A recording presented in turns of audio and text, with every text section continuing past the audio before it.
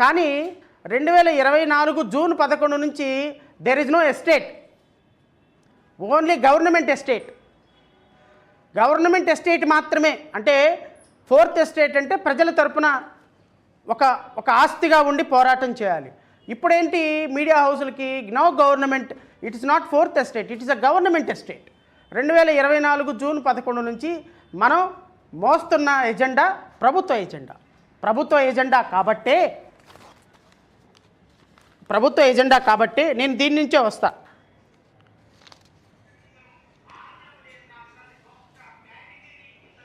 నేను నుంచే వస్తా.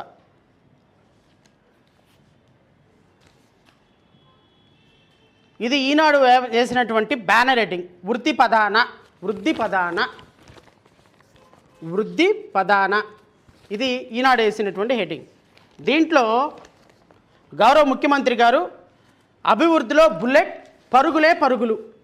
చూడండి, ఈనాడు హెడ్డింగ్ చూడండి. నేను నార్మల్గానే ఏదైనా ఒక సందర్భంలో ఎందుకు నేను పేపర్లను చూపిస్తాను అంటే, ప్రజల ఎజెండాని మొయ్యని అవాస్తవాలు వక్రీకరించే వ్యక్తుల యొక్క నడ్డి విరక్కొట్టాలి రాష్ట్ర ప్రజలు.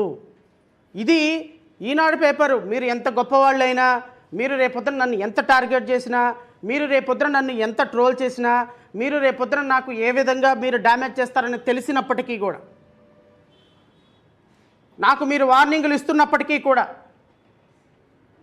మీరు నాకు ఎన్ని సందర్భాలలో మా మీడియాతో పెట్టుకుంటే మీకేమవుతుందో తెలుసా అని చెప్పినప్పటికీ కూడా నేను ఎందుకు ఈ పదే ఈ పేపర్లోని మీడియాలో చూపించే సాహసం చేస్తున్నాను అంటే, ఎస్, రాష్ట్ర ప్రజలకు వాస్తవాలు తెలియజేసి తీరాల్సిందే. మీరు రాసేటువంటి రాతలు, మీరు ఇచ్చేటువంటి కథనాలు రాష్ట్ర ప్రజలను, అంటే మీరు మాలాంటి వ్యక్తులను తీసుకొచ్చి కూర్చోబెట్టి మాట్లాడించిన సందర్భంలో మేము రాష్ట్ర ప్రజల కోసం వాస్తవాలు మాట్లాడాం, రాష్ట్ర ప్రజల కష్టాలు మాట్లాడాం, రాష్ట్ర ప్రజల కన్నీళ్లు మాట్లాడాం, రాష్ట్ర ప్రజల యొక్క భవిష్యత్తు గురించి మాట్లాడాం. అప్పుడు ప్రభుత్వం మారిపోయి ఇప్పుడు మీరు మోసే ఎస్టేట్ వచ్చింది కాబట్టి ఇప్పుడు ప్రజల ఎజెండా మీకు అవసరం లేదు. ఇది మీడియా అంటామా, బ్రోకరిజం అంటామా? What you called? దీన్ని ఏమంటామండి? ఈరోజు రాష్ట్రంలో 5.5 కోట్ల మంది ప్రజలకి పెద్ద గుండు సున్నా పెట్టి, మీడియా మొత్తం గుండు సున్నా పెట్టి, బడ్జెట్ మొత్తంలో కేటాయింపులు జరగకపోతే, అమరావతిని అగ్రభాగాన్ని నిలబడతానన్న చంద్రబాబు నాయుడు ఈరోజు అమరావతికి ₹1 నిధులు కేటాయించకపోతే, పోలవరానికి గుండు సున్నా పెడితే, స్టీల్ ప్లాంట్కి పెద్ద గుండు సున్నా పెడితే, విశాఖ పోర్టుకి పెద్ద గుండు సున్నా పెడితే, రైల్వే జోన్కి పెద్ద గుండు సున్నా పెడితే, ఆంధ్రప్రదేశ్ రాష్ట్రానికి ప్రత్యేక హోదాకి పెద్ద గుండు సున్నా పెడితే, ఫిజికల్ మెజర్మెంట్స్కి పెద్ద గుండు సున్నా పెడితే, ఇన్కమ్ ట్యాక్స్ రిటర్న్స్కి పెద్ద గుండు సున్నా పెడితే, మీరు మాత్రం ఈ బడ్జెట్ని, అద్భుతమైనటువంటి బడ్జెట్, పరుగు వృద్ధి రేటు అని వేసినటువంటి బ్యానర్ల మీద రాష్ట్ర ప్రజలకి ఒక వివరణ ఇవ్వాల్సిన బాధ్యత నాకు లేదా? అంటే మీరు రాసింది రాతల, మీరు పాడింది పాట, మీరు గీసింది గీత. మీడియా అంటే మీరు రాష్ట్ర ప్రజల కోసం వాస్తవాలు మాట్లాడాల్సిన పరిస్థితులు పక్కన పడేసి, మీ ఇష్టం వచ్చినటువంటి మీ మెదడులో ఉన్న మట్టిని తీసుకొచ్చి ఇదిగో ఈ విధంగా రాష్ట్ర కోట్ల మంది చదివేటువంటి పత్రికల్లో పెడుతుంటే, రాష్ట్ర ప్రజలకు వాస్తవాలు తెలియజేయాల్సినటువంటి బాధ్యత ఒక రాజకీయ పార్టీగా మా మీద లేదు అని మీరు భావిస్తున్నారా? దానికోసమే మమ్మల్ని థ్రెటన్ చేస్తున్నారా? We don't care at all and I don't care at all. మీరు ఎన్ని మాట్లాడినా, మీరు ఏమి చేసినా, రాష్ట్ర ప్రజలకి వాస్తవాలు తెలియజేయటంలో జై భీమరావు భారత్ పార్టీ ముందుంటుంది. ప్రతి సమస్యని ప్రజల కోణంలో విశ్లేషించాల్సిన బాధ్యత జడా శ్రవణ్ కుమార్ గారు నా మీద ఉంటుందన్నటువంటి మాట మాత్రం మీరు గుర్తుపెట్టుకోండి. మీరేం రాశారండి? అభివృద్ధిలో బుల్లెట్, పరుగు. ఇక్కడ పక్కన అమరావతి వేశారు. చూడండి, అమరావతి వేసి బుల్లెట్ ట్రైన్ వేశారు. అమరావతికి ఏం చేసిందని మీరు అమరావతి ఫోటో వేశారు?